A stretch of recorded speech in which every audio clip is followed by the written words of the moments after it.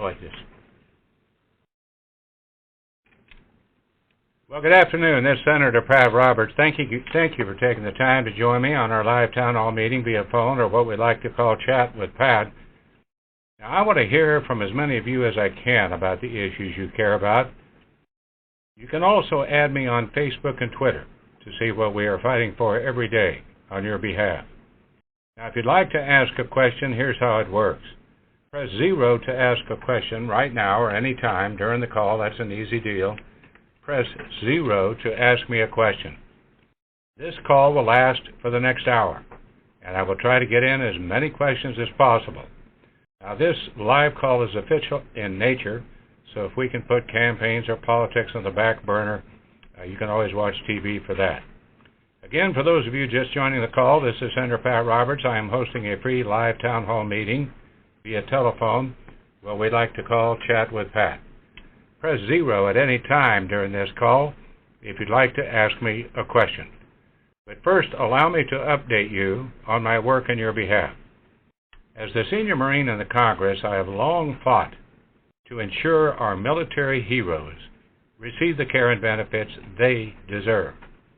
Issues about backlog claims, coupled with the breaking news about the Arizona Veterans Administration Hospital, and now we are hearing other instances around the country. This is just tragic and outrageous. We must do better for our veterans. Well, Congress holds hearings and investigates these specific cases. I have joined my colleagues in proposing legislation that I believe would help the Department of Veterans Affairs. The Department of Affairs Management Accountability Act would give complete authority to the VA Secretary to fire or demote these VA leaders based on performance. We need the best employees managing the Veteran Affairs departments. Likewise, I support an independent investigation of the VA. We have to find out what went wrong and why. And we have to find out who is responsible for the decisions that led to unresponsive care or unscrupulous practices, and we must hold them accountable. And yes, that should include the possibility of criminal charges. I've signed a letter written by Senator Tim Scott of South Carolina that calls for a special investigation of the VA waitlist cover-up and whether VA employees may have received performance bonuses, which we now know they did not deserve. And last week, I went to the Topeka and Wichita VA facilities. I will go to Kansas City this weekend. I have a lot of follow-up questions, especially regarding the VA in Wichita. Rest assured, we must fix the problems within the VA so that the veterans receive the care that they deserve, and that this country certainly owes them. Again, for those of you just joining the call, this is Senator Pat Roberts. I'm hosting a free live town hall meeting via telephone, what I like to call Chat with Pat. Press 0 at any time during this call if you would like to ask me a question. Now, I've also joined fellow Senate Republicans in calling for a special select committee to investigate the Obama administration's handling of the terrorist attacks in Benghazi. Americans deserve the truth about Benghazi. The families of the 4 Americans who were murdered deserve the truth, and yet the administration continues to deny and evade, or just hopes this will all go away. That's why the Senate must appoint a select committee to investigate the administration's handling of the terrorist attacks in Benghazi without further delay, just as the House has done. I call on Majority Leader Reid to follow Speaker Boehner's leadership. If they have nothing to hide, Reid should not be afraid of this investigation. This case is not closed. I believe all Americans deserve to know what happened that tragic night. Certainly, the families of the 4 murdered Americans deserve answers. Again, this is Senator Pat Roberts. I'm conducting a live town hall meeting. Please press 0 to ask a question. Now, until recently, the United States has done everything imaginable to strengthen the ties with Russia and help stabilize the country after President Reagan won the Cold War. But Russia is no longer an ally. Vladimir Putin is attempting to redraw the lines of Europe with the use of the Russian military, as we are witnessing in the Ukraine. I have serious concerns regarding the stability of the entire region, especially our non-NATO allies such as Georgia and Moldova, not to mention Poland, Lithuania, and others. I know many of you share my concerns. I have heard from hundreds of Kansans who fear what President Putin will do next, and even of history repeating itself. The Russian reset is not working. We need a reset on the reset. I think it is time for a full national security reset, one where the United States returns to leading by leading. The first step is to end all defense contracts with Russia. I have joined Senators Cornyn and Coates on a bill which would immediately end all current and future contracts with Russia's state-owned defense contractor. Additionally, I was proud to help write and introduce legislation with my Republican colleagues which draws a red line where the President has failed to do so. This bill requires the Department of Defense to increase NATO exercises on the continent, especially in Poland and the Baltics, and it places tough sanctions on Russia's chief economic sector, oil and gas, as well as Russia's chief defense manufacturer. Without stability in Europe, the security of the United States becomes increasingly vulnerable. I hope we see an end to Putin's aggressive behavior, but this will be an ongoing challenge for us and our allies for some time. Again, Senator Pat Roberts, I'm conducting a live town hall meeting. Please press 0 to ask a question. I'm sure you have heard of the reporting about the EPA's new proposed regulations that will require existing power plants to reduce their carbon emissions by 30% over the next 15 years. Now, this announcement means that every family struggling in this tough economy to make ends meet will be looking at a more expensive energy bill next year, and for the next year, and for the next year. I'm going to use every legislative tool to fight this short-sighted proposal, including supporting legislation to prevent the EPA from finalizing this rule and limiting funding through the appropriations process. The U.S. Chamber of Commerce says the Obama administration's latest run around Congress will cost 224,000 U.S. jobs, on average every year, through the year 2030.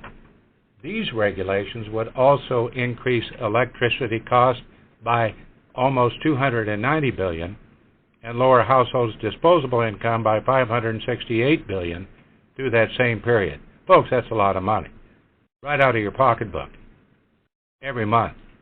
Kansans are already burdened by Obamacare, still struggling in the Obamacare or the Obama economy, and simply can't afford this agenda driven by the EPA overreach.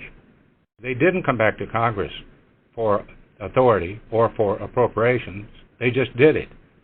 Worse still, by the Obama administration's own admission, these regulations and any unilateral action by the United States would have little impact on global temperatures. As long as large developing countries like Russia and China and India and Brazil continue increasing their carbon emissions on an annual basis, anything we do will be inconsequential. And we're already reducing our carbon emissions as I speak. This proposal amounts to all pain, no gain.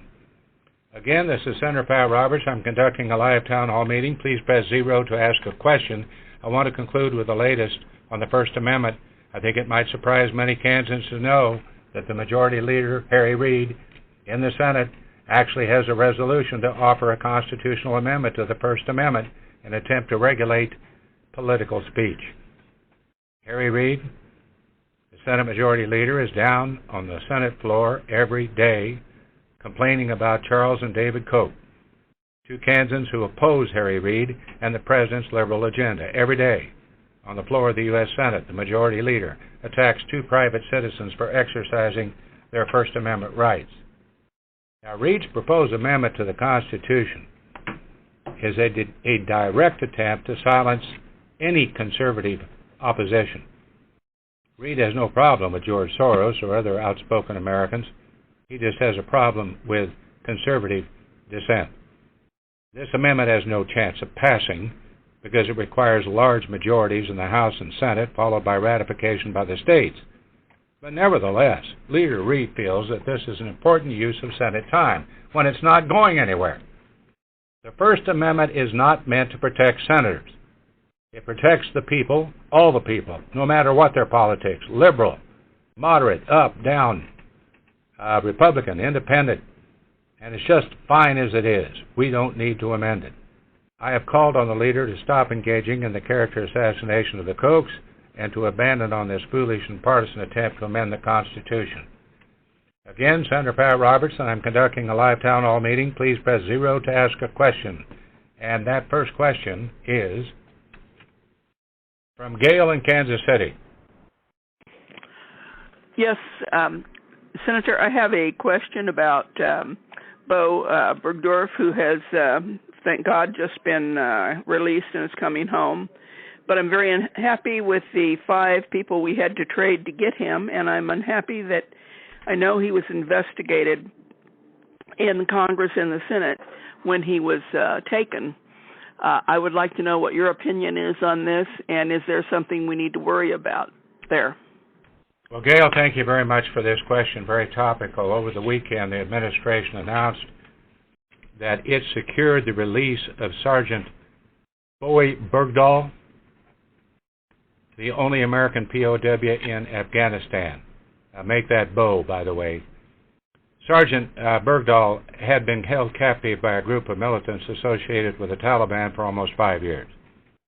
In exchange for his release, the administration agreed to release 5 high-level prisoners, and I mean the worst of the worst, from the U.S. detention camp at Guantanamo Bay in Cuba. Now, every American, I think, is glad to hear that Sergeant Bergdahl is safe. But I am deeply concerned about how his release was secured. I have fought long and hard against this administration's repeated attempts to close down the camp at Gitmo and bring terrorist detainees to holding sites within the continental United States, more especially at Leavenworth, Kansas. By law, the administration is required to provide notice to members of Congress before releasing any terrorist detainees from Gitmo. And just like refusing to enforce immigration laws, the Defense of Marriage Act, and the provisions of the Affordable Health Care Act, the administration simply disregarded the law, failed to provide any notice. This disregard for the law has unfortunately become common practice. One more thing. If you start this business of saying 5 terrorists for 1 prisoner, that is a message to the terrorists to take more prisoners. That's the problem long term, and I hope we do not see that. The administration should simply follow the law. Mike at Kansas City. Mike, right there. Hello, this is Yes, Mike sir. from Kansas City. You bet. I have a couple of questions for you regarding the EPA and the Clean Air Act. Namely, I don't know why you're not supporting the EPA and the Clean Air Act. I heard what you said, but I strongly disagree with that. We're talking about your children, grandchildren, and so on and so forth, future, mine as well. We've got to clean up the air, and we've got to clean up our act. This fracking that we're doing, the EPA has went out and claimed that there's only 1 to 1.5% leakage of methane gas into the atmosphere, when it has in fact been proven by several scientists that it is greater than 4% in the area. In the area, I do mean Kansas. And in addition, there are Kansas jobs where they're making windmills, electric generating windmills, right here in the state of Kansas. And those are very good jobs, and it's a renewable energy, and we should be using it. Not the fossil fuel, not the stuff that's trapped in the ground that's going to make everybody choke to death. So you need to go back and re-examine what you're talking about and get together with the people who know what they're talking about, and that would be the scientists, and really, really have a focus and a focused conversation to where you can say, hey, look, we have got to reduce. I'm not saying don't use natural gas, but we have got to reduce our use of natural gas. We have got to reduce fracking. It does a lot of pollution of the water because of the chemicals that are put in there. It shows up in everybody's wells. It shows up in the natural water reserves that we have out here, and it's terrible. And the EPA I fully support them, and the only reason EPA is getting on it right now is because we've had independent scientists go out and look at it. My son happens to be one of them, and I guarantee you they're correct. The methane gas on average in the United States of America being released from the ground from fracking is greater than 7%. Now that's a fact. You can look it up or not. It doesn't make a bit of difference to me, but you need to support the EPA. I want my children and your children and everybody else's children out here to realize that I'm leaving them a better world.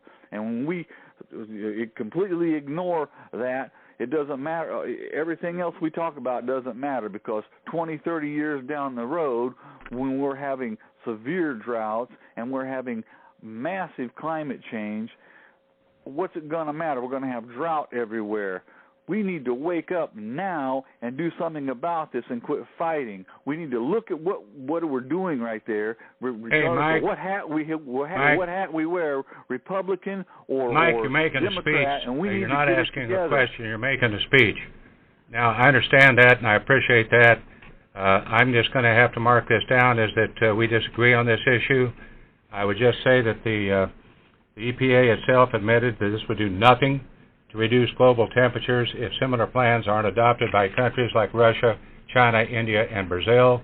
The rule is anticipated to reduce the family's disposable income by $3,400 a year, increase electricity bills by $200.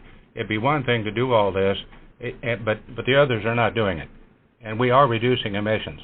I know not, by the amount that you would wish, but I think we just have to agree to disagree on that. But it's a good speech. Keep giving it. Under the First Amendment, you got the right. Just a reminder, Senator Pat Roberts, and this is a teletown hall meeting. Thank you for taking the time out in your afternoon to join me. Press 0 on any question. We're limited on time. Next question is Dolores of Lawrence. Hey, Dolores. Dolores of Lawrence. Oh, I'm here. I thought that was going to be what I said to the person. No. It's me, Dolores. It's Pat, Dolores. Hi, Pat. I'm interested in learning what you stand for and what you plan to do to reduce the budgetary deficits that we have that are going down. We suffer with them, our children suffer with them, our grandchildren, et cetera, et cetera. We are looking at a total bankruptcy and a worse life for those we leave behind. What are you planning to do about it? Well, first we have to recognize how serious the problem is. If you're coming up with about $18 trillion on the national debt, and you have to pay interest on that, you realize that we're going to be spending more on the interest than our national security, not to mention any other problems. I think we have to realize how serious that the growing deficit and debt problem is in Washington, and so thank you for bringing it up. We will not be able to get a handle on the runaway spending with borrowed money, which is doing long-term harm to our economy. I would also put the Fed in that picture, and that they're printing about $75 billion every month with regards to adding to the debt. One of my main goals here is to rein in federal spending and reduce the deficit by making basic structural changes to the entitlement programs. You're not going to really get a hold of this until you look at the entitlement programs that will strengthen and preserve those programs for future generations while really protecting current participants. I would add that nobody over the age of 55 would ever be even touched by this, and there'd be quite a debate on our part to make sure that we will have these programs for future generations. Now, here's where we stand. Late last year, Congress passed a 2-year framework for federal spending and reductions in the federal budget sequester. Earlier this year, Congress cleared a big bill to fund the entire federal government, what we call an omnibus bill. Now, that's the first concrete action on a budget in over 4 years. That's a terrible, terrible record. I voted against these measures because they fell far short of what is needed to address the nation's fiscal challenges. These budget bills, sure, they kept the government open, but they will not have any significant impact on the national debt, and in fact increase federal spending for the next 2 years. They do not tackle the entitlement reform. They don't provide for tax reform, I'm on that committee, or redirect spending toward more growth policies that will provide more jobs. In fact, the legislation reversed the spending reductions built into the Budget Control Act, and it increased spending by about $65 billion over the next 2 years. This additional spending would be paid for, by the way, by tax hikes, which would hit many Kansans square in their wallet. I just think that measure is more taxing and spending based on promises of additional spending reductions, which are not likely to ever be implemented. Congress does that way too much. We need to fix the budget imbalance. One way to do this is to pass a balanced budget amendment to the Constitution, which would create more discipline and get us on the road to a sustainable federal financial situation. Thank you very much for that question.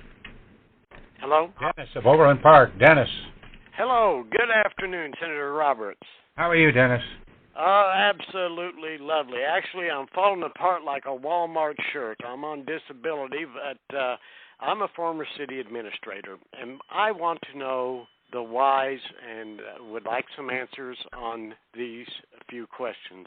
Why do we continue to subsidize corn for ethanol, as well as corn sweeteners, which we know are advancing diabetes and various physical diseases across our nation, especially to the poor who are on subsidies such as food stamps? Why the Food Stamps Project cannot limit the purchase to foods and not soda pop. I know the lobbying groups are very heavy into lobbying for soda pops, energy drinks, potato chips. These corporations are at your door, and don't say they're not. The other why is, why do we have so many tax-exempt organizations? Every millionaire sets up a tax-exempt organization to perform some menial function in order to obtain a massive write-off. And why can't we restore Glass-Steagall? Those are my three whys, Senator Roberts, and I would like some answers. Well, Dennis, thank you very much. I'm sorry that you have a situation there where you are disabled. Let me take the Farm Bill first, and the food stamps. By the way, it's called SNAP now, the Supplemental Nutrition Program. They changed the name of that mainly because it got so big. The total Farm Bill is projected to spend about $1 trillion over 10 years, and of that, $750 billion will go to the food stamps. Unfortunately, the final Farm Bill Conference report settled for saving $8 billion from food stamps, a 1% reduction from the projected spending. They have more in the pipeline than that. I know nobody wants to stand in the way of some families, going hungry. But recently, we've seen the food stamp program go to 80%. It's probably now 80 to 83% of the whole Department of Agriculture's budget, costing the federal government $78 billion last year alone. I offer legislation when we consider the Farm Bill that would have provided benefits to those truly in need and save $36 billion. That's still not enough, but my goal is simple: restore integrity to the food stamp program in a common sense and comprehensive manner. Now, the reforms and saving I fought for would come from ending bonuses to give states for administering the program, duplicative employment and training programs, and stopping states from gaming the system through categorical eligibility. So we tried to cut back on the food stamps, simply did not have the votes. Let me touch on ethanol. Ethanol policy remains still very controversial. I doubt the renewable fuel standard mandate is in any jeopardy of being undone, however. Latest this month, I think it was later this month, the EPA is going to release the levels that refiners will be required to blend into our national fuel supply. Let me just say that, Dennis, I don't like mandates. I don't like requirements. When the RFS passed way back in 2005, Many of us had concerns that a mandate like this could contribute to feedstock supply and cost disruptions. If there's a question whether to reduce production levels in the RFS, then the EPA should carefully consider whether today's market conditions warrant such a change. The decision on whether or not to modify levels should be made by technical experts evaluating market conditions, not those of us in the Congress or any politicians. Now let's just talk about the Farm Bill a minute. I worked extremely hard to provide a farm bill that is responsible to farmers and ranchers and especially taxpayers and consumers. But I couldn't support the final conference report because I believe it moves agriculture backwards, with our farmers planning for government subsidies, not the market. It also failed to provide much-needed regulatory relief for food stamps, but I've already said that. I think I've answered most of your questions. If there's something that we've left out, why we'll get you another time. Or you can leave that question here after the program, and I'll tell you how. Carol from Leawood. Yes, hello, Senator Roberts. Yes. My question is going to concern impeachment. But first I want to say, I know we all have these little personal things we'd like clean air and whatever, but I don't know anybody dying of dirty air and dirty water right now. And same with the corn and ethanol and whatever, but I think we need to get to a bigger problem. I think we need to get the heart of the problem and dissect it out, kill the beast. And the beast is we've got problems. We have someone that seems to me like maybe he's not on our team, a president in the White House. And he has first done Fast and Furious, where he gave arms to enemies, and we should have been alerted then. We had problems. And then he sues the governor of Arizona. He progresses on to lots of other schemes and problems, but then Benghazi happened. That's the biggest of all, where he let his own military hang by a thread, did not come to their aid. He put them there. He knew what he put them there for. I believe, but I don't have the exact proof, they were selling arms to enemies again, and he didn't want the ambassador to survive to tell all. But anyway, beyond that, he has snooped on the people. He's lied to the people about their health care. He has broken I don't know how many laws. His agencies are all in disarray and chaos, and they've committed sins against the populace out here. They've been vindictive against the Republicans. They have put their own personal interests ahead of the people out here trying to get their bonuses at the VA. It goes on and on, but the lies have been rampant. The broken laws are just leave us in shambles. The government is corrupt. I'm sorry, Senator Roberts, you're not part of it. I have watched you for years and years and years. I appreciate so much all that you've done for the state of Kansas and so forth. But the government as a whole is corrupt. It's too big. It's draining us of our money. And everything you hear that they ever do is done with your money out there, you people that are listening. And we're running out of it. And he has refused to secure our borders, and he has refused to make a budget. Now, what kind of a president is that? And the last, and I'm almost through, the last thing was an exchange of one, I think he's sort of an enemy, but one American for 5 high-top deals, negotiating with an enemy for that deal. Now, we have never, ever done that, negotiate with an enemy, like that. And those prisoners belonged actually in, I think, NATO or something like that, or UN or something, and maybe they could have negotiated. But Carol, anyway, Carol, how can we impeach this president? That's my question. Okay. You brought up quite a few subjects there. Let's take the impeachment last because that was your question. I'm concerned about the president's action, especially his abuse of executive power. He should come back to the Congress. If you change your legacy legislation, the Affordable Health Care Act or the Unaffordable Health Care Act, 39 times, you should come back to the Congress 39 times.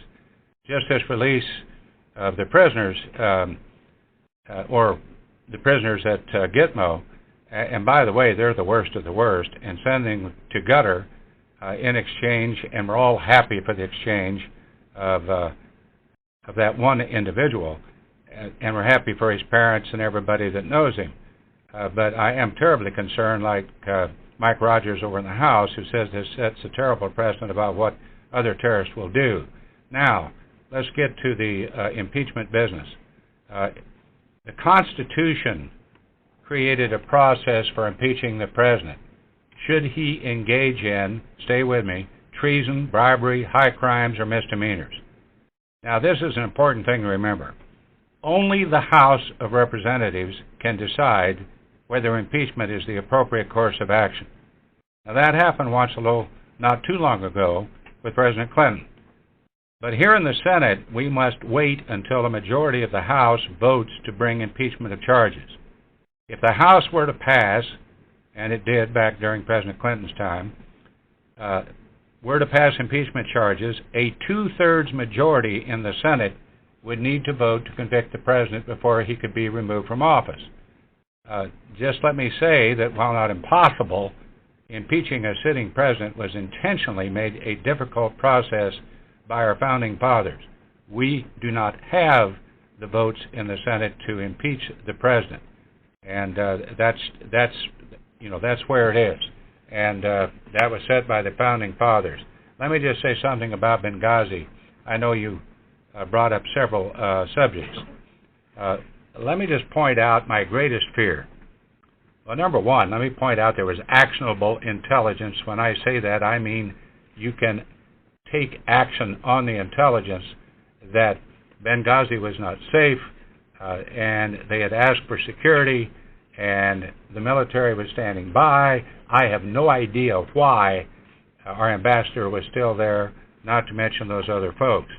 But my greatest fear is that our soldiers, our sailors, our airmen and Marines, or anybody in uniform or anybody serving our country overseas, they'll begin to lose confidence and trust in our government and that sacred bond of never leaving anyone wearing the uniform behind.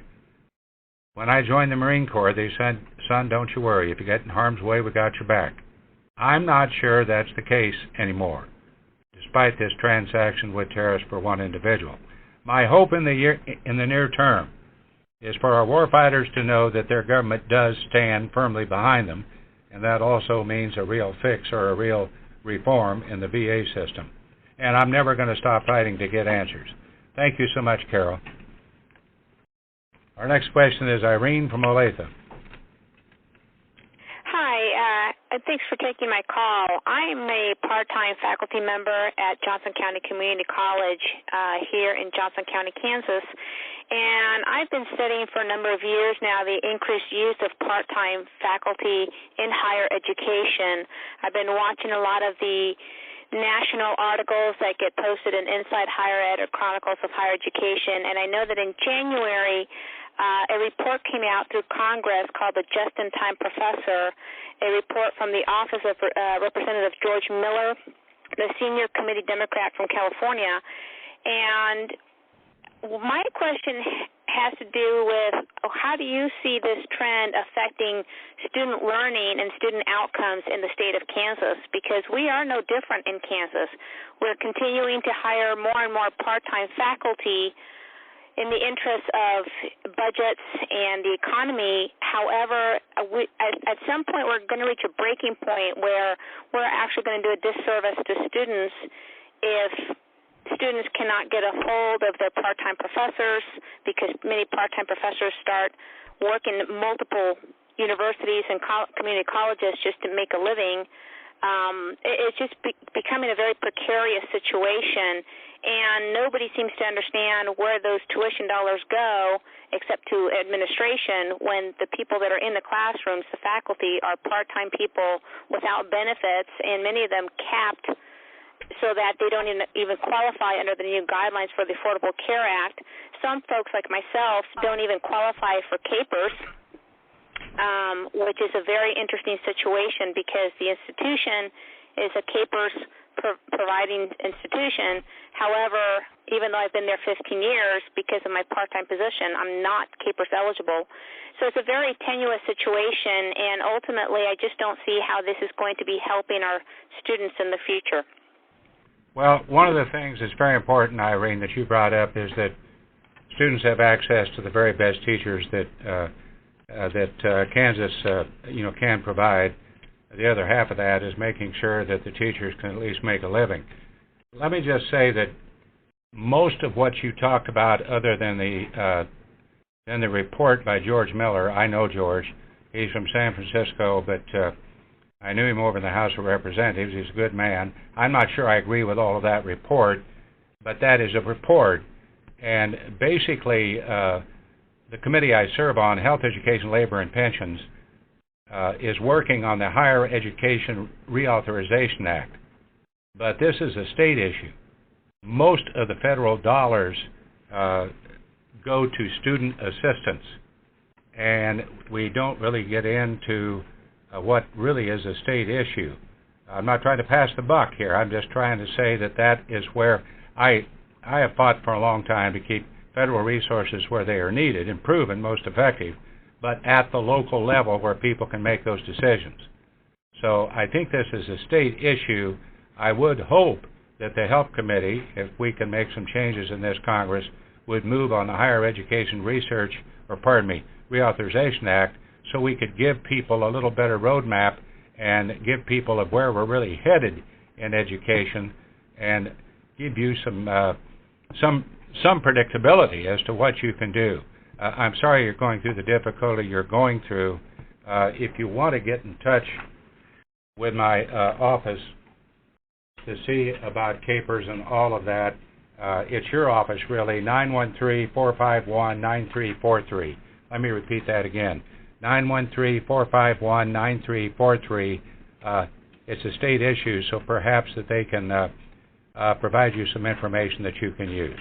Thank you so much, Irene. And by the way, thank you for your dedication to your students. Just a reminder, Senator Pat Roberts, this is a live teletown hall meeting. Thank you for taking time out of your day to join me. Just press 0 to ask a question. And if you're interested in receiving updates from me on a regular basis, you can press 7 to subscribe to my e-newsletters, and a member of my staff will take down your email address. That's 7. Go ahead and press that. Again, press 0 to ask a question. Next question is Sean from Spring Hill. Sir, hope you can hear me. Yes, I can. Thank you, Sean. Okay, so I guess I just want to say that I appreciate the time, and I think the folks are asking some really good questions. So I'm going to focus, even though there's many topics, on this immigration thing. You've got the Republican establishment, that's in the back pocket of big business that wants the cheap labor, and then on the left you have that whole organization that just wants the votes. So now they're taking these, illegal aliens, and ICE is, I think, even has a lawsuit, because the president is basically telling them to go against the law, and they're like shipping them now to places in Arizona. Immigration, the only people that are concerned about immigration is in the Beltway, okay? Our unemployment, while it looks good, I guess, it's 6 point whatever it is because there's millions of people that are just gave up looking for work. So I just like to hear your position on immigration. Well, Sean, let me point out any effort to reform our broken immigration system, and it needs to be fixed. But it has to begin by convincing the American people that our borders are secure, or at least secure as they possibly can be. And I know you've seen some press here lately about all the tunnels they're trying to close between Mexico and Southern California and in other areas. It's clear, I think, that we have to really focus on border security, not only to secure the border, but to tell the American people that we're going to end the influx of illegal immigrants that are trying to enter the United States. Now, second, I don't support granting amnesty to illegal immigrants, and unfortunately that's been in some of the comprehensive bills that we've taken a look at. Last year, the Senate passed Senate Bill 744. It was a comprehensive immigration reform bill. I voted no on the bill because it provides legal status to illegal immigrants before securing our borders, and I was worried about the amnesty provision and have serious concerns about how the new programs and changes to current law could possibly even be implemented. So I didn't think that bill would solve our immigration problems. Now the House is trying to act right now, and they're doing a better job of it, I think, in terms of their approach. They're using a step-by-step approach. But no decisions have been made on whether the House will move forward with legislation this year. Quite frankly, Sean, I think it's been highly politicized for the reasons you mentioned. About every time you get 2 or 3 steps down the road to get something done, more especially in the agriculture community and in other manufacturing areas, somebody drops in a poison pill amendment. I don't know if we can pass an immigration bill during this particular year. It's an even-numbered year. I think you know what I'm talking about. So it's before the House. The Senate has passed a bill. I voted no. The House is going step by step, which is the way they should go. No decisions have been made on whether the House will move forward. You raised some good points. Thanks. We have Dave of Shawnee. Yes. My question is, what is your plan for repealing or fixing Obamacare, which is probably pretty impossible to fix? And I might have another question if you have time, but I don't want to make a string. David, I'd like to have the votes to repeal Obamacare. That would be my first answer to you. I opposed it.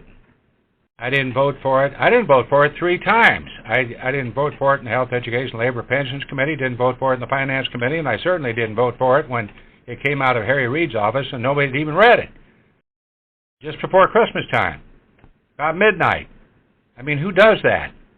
And Scott Brown was standing there with his hand raised, ready to be sworn in as a Massachusetts senator. It's been that long ago, and they didn't swear him in.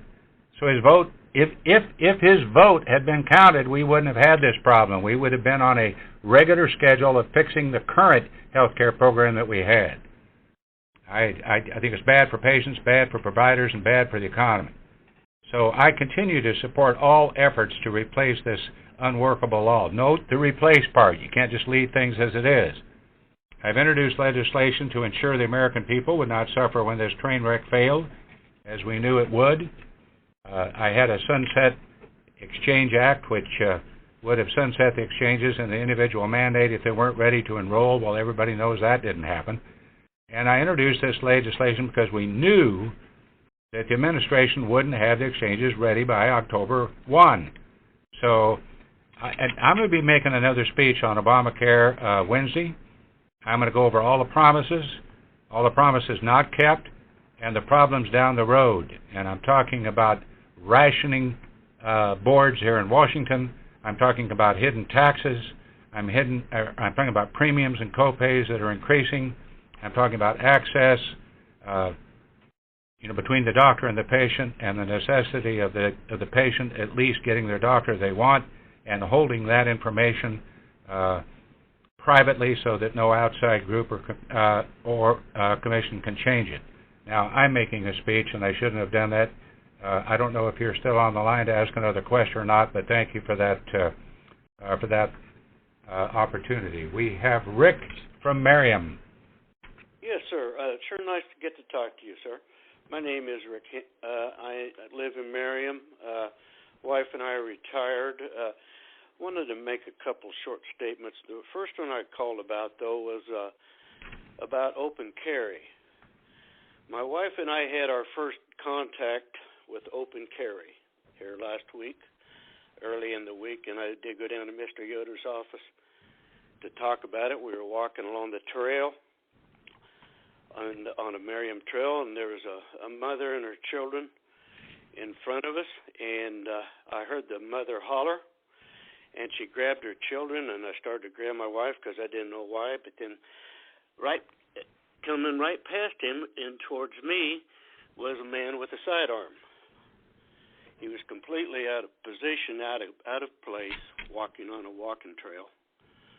But he wanted to show that because of the NRA, that he can carry his gun, and it doesn't make any difference if he scares women and children and anybody else walking on a walking trail. I mean, this to me is one of the worst things that has ever happened in this country, when you can intimidate people by just walking by them with a gun.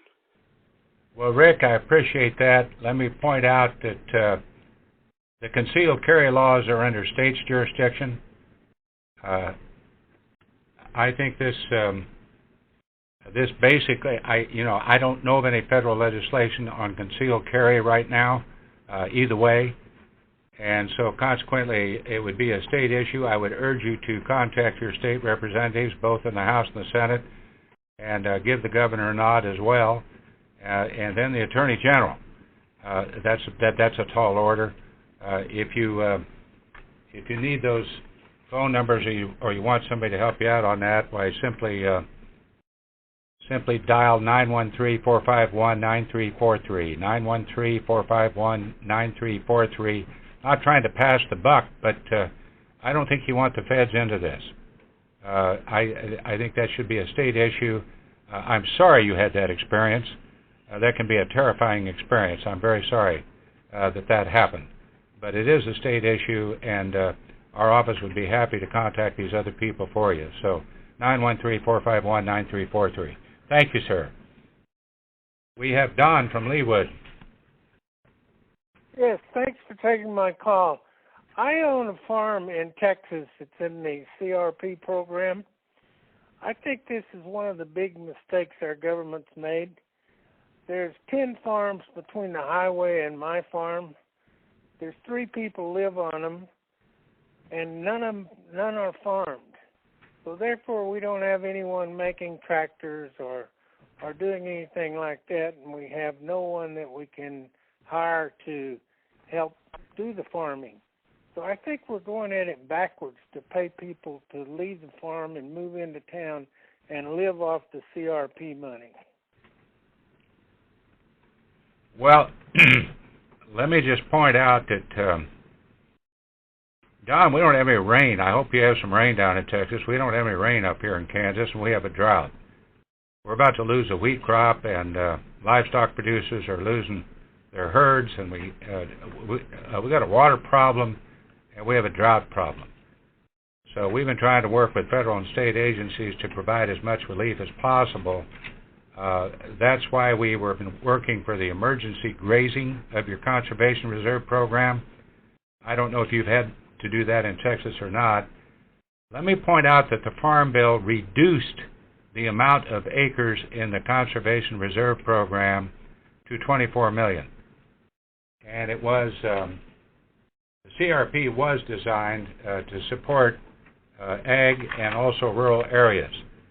But as you pointed out, some of the after effects has been to those who are living there, especially the small communities where people are not able to farm. So I think you'll see the CRP program reduced over time. We do not want to lose any long-term lands with regards to crop production, more especially when we're going to have a lot more people to feed down the road. I'm sorry you're going through this, and I do hope we get rain. That's probably the biggest issue in Kansas. Again, this is Senator Pat Roberts. I have time for a few more questions. Stay on the line. At the end of the call, I'm going to transfer everybody to voicemail, where you'll have the option to leave your question and comments. All you people that want to leave more comments or we didn't get to your question, please do that along with your name and address. I promise to get back to you. If there is an issue you'd like help with, I've repeated this phone number a couple of times. It's 913-451-9343. Or you can visit with me at roberts.senate.gov. You can also add me on Facebook or Twitter. We're everywhere. So please add me there or any other means of communication. And next question is Kenneth from Bonner Springs. Yes, sir. What I'm concerned about, this Keystone Pipeline, Yes, sir. Keep going. No, if that goes through, all the people in Kansas, Nebraska, all these states, if that breaks, all the water supply and all the land's going to be ruined. And then well, Kenneth, let me respond to you here real quick, because we're running out of time. This project has been reviewed for over 5 years with 5 environmental impact statements, and they all concluded it was safe. Then, the project was supposed to be reviewed the last time by the State Department. I'm not quite sure why it was the State Department, but at any rate, by the President. And so they came back and said there will be no problems with the safety. You have several pipes around that whole pipeline.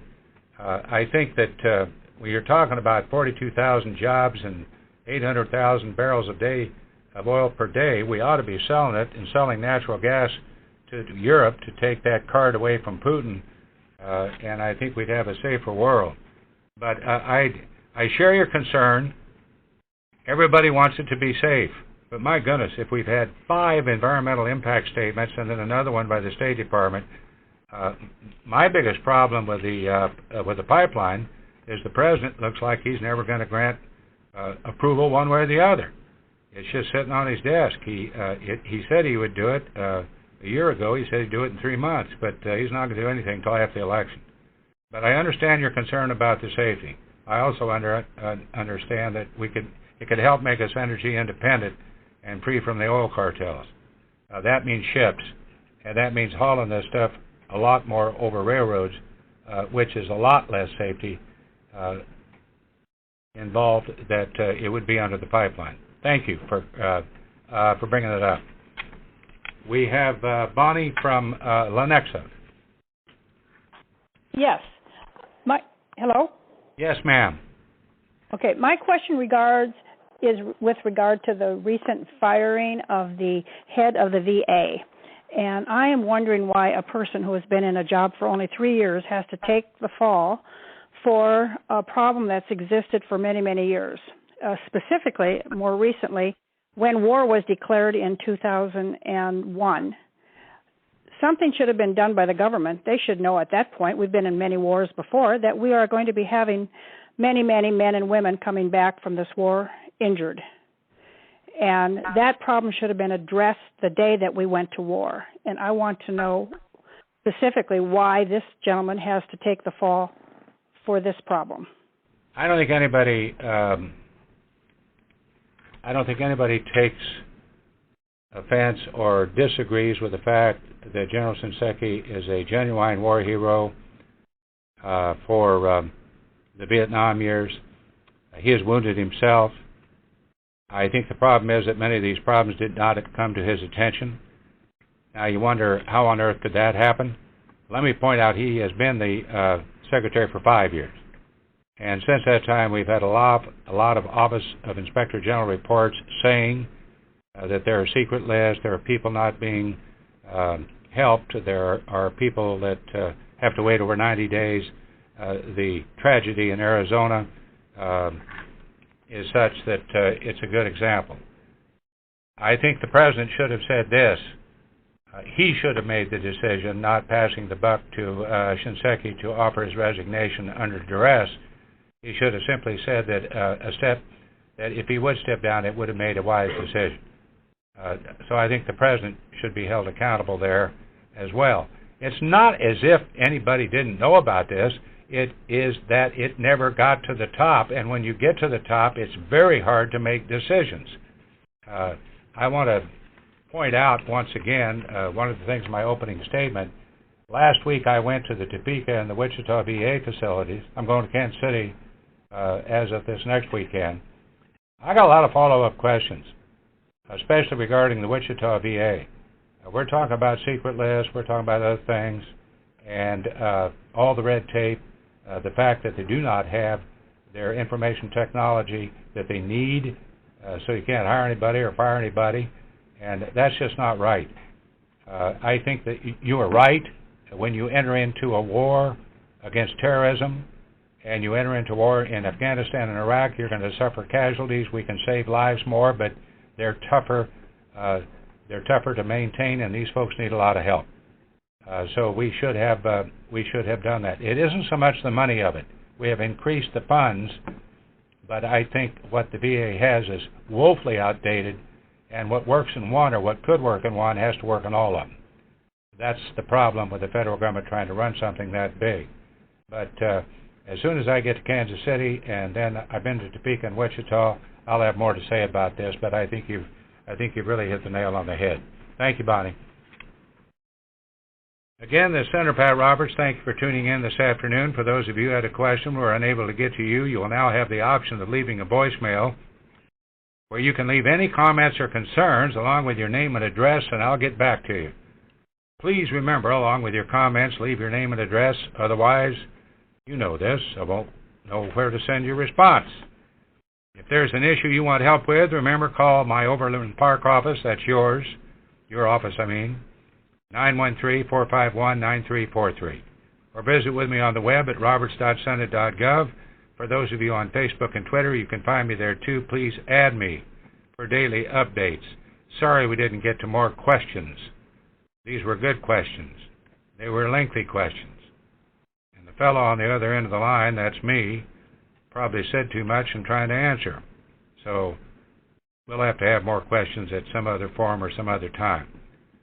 Thank you for participating in my telethon hall meeting as of today. My time is up, and I thank you so much for yours.